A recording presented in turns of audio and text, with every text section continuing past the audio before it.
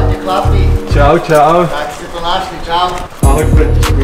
Čau, Raťa, vidíš. Tady od nás máš Zbyt Market z malej dárek, tak se koukni. Ďakujem veľmi pekne chlapi. Poďme tu, nech nie sme na zime a idem to popozerať. Poďte. Je naša svetinka, vítajte.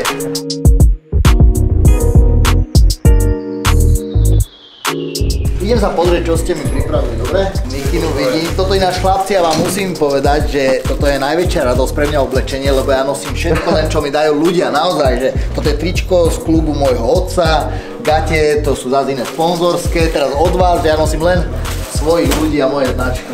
Ďakujem moc. Tak ja dúfam, že sa bude líbiť. Tá krabica, ty kokos, toto vyzerá dobre. Čiapka, všetko. Ďakujem veľmi pekne, vážim si to, ďakujem moc. Perfekt. Idem to aj hodiť niečo na seba. Pozri sa, koľko je tu československých olympionikov.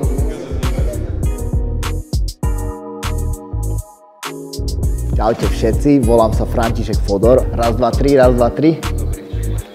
Ideme ešte raz, ty.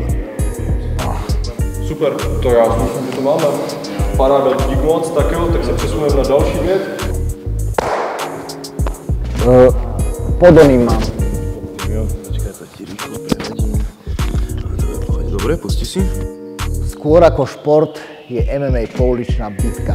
No, tak s týmto výrokom samozrejme nesúhlasím. Toto môžeme zaradiť do mýtu, lebo MMA je za mňa cieľavedomá ľudská činnosť, veľmi sofistikovaná, treba nad ňou premýšľať, robiť ju dlhodobo a už je aj otrepané, ale spája sa s každým vrcholovým či športom alebo umením, keď proste človek robí niečo poctivo, tak či disciplína, či cieľavedomosť, či keď disciplína niekedy nestačí a treba niekedy naozaj nájsť v sebe takú esenciu, že to človek miluje a robiť to cez všetko ťažké, takže to s takým primitívnym niečím nemôžem prirovnávať do jednej konverzácie. Nie. OK. Takže toto boli mýty ešte raz. Raz, dva, tri. Vyberete, jasné, nech máme. Už keď som uvoľnený, už to ide. Prvý bol len tréma.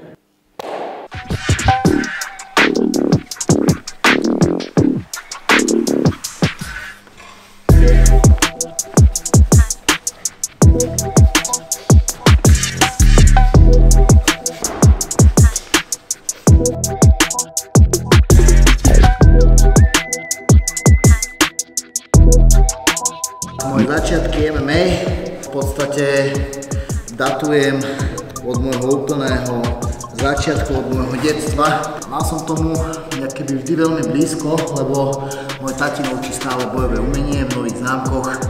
Yitao, volá sa to Yitao z čínštiny, znamená to cesta premeny.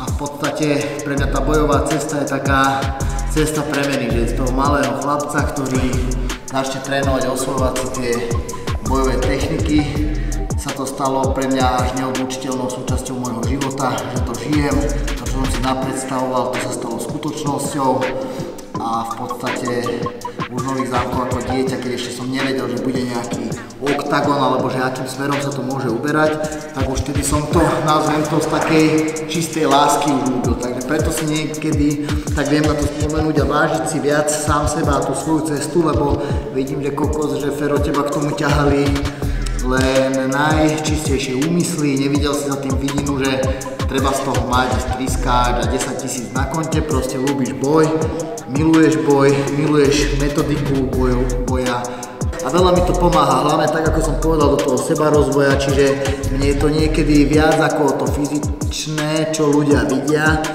jak viac to dáva to, čo to zo mňa robí, čiže toto na tom veľmi ľúbim. Dobre, tak dajme ešte raz, prosím ťa. Bitcoin už mám aj Ethereum, takže berem si Lambo. A jdeme tam posledná těch, Ideme na to. Sprint nebo vytrvalosť? Vytrvalosť. Trénink ráno nebo večer? Večer. Bitcoin nebo Ethereum? Bitcoin? Oblíbená svačina před zápasem? Rýža s kuracími prsiami?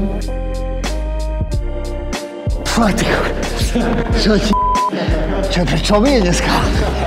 Ahojte ešte raz, volám sa František Fodor a ideme si teraz prejsť nejaké otázky o MMA, ale troška z takej biznisovej stránky. Poďme sa na to pozrieť.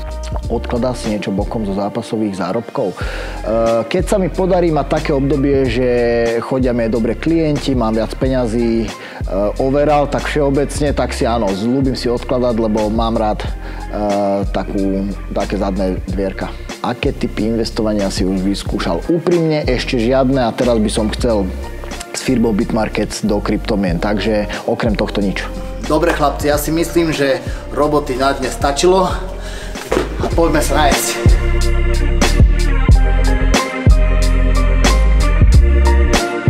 Ľúbim také, že keď nemám úplne pred zápasom, tak ľúbim si tie, nazvem to zdravšie, ale zdravšie na taký spôsob, že ja mám aj 2 tréningy v dni, čiže ten výdaj mám naozaj veľký a nepotrebujem ja jesť stále akéby zeleninou s kuracím na vode, že môžem si dať napríklad, včera som mal, že kuracie prsia, ale Gordon Blue. A to je to vyprážané, to raz do dňa, však večer si dám potom len rybu, alebo však si stávam ten jedálniček tak, že aby si ma rozumel, že keď napríklad v nedeľu zjem toho veľa, tak viem, že v pondelok si aj niečo uberem, alebo sa mi aj žiada ráno je menej. Alebo pred zápasom robíme, že určite si počul, že je moderné, že jesť bielkoviny a tuky a že cukry akože dáme preč, aby som proste zvýrazil to chutnutie a tak. A niekto by mi povedal, že robíš to stále? Nie.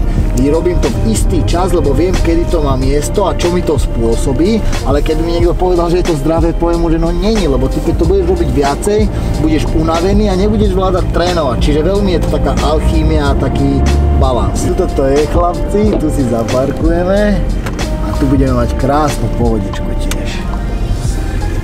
Obedy u Helenky? Áno, obedy u Helenky, toto je moje nové obľúbené miesto.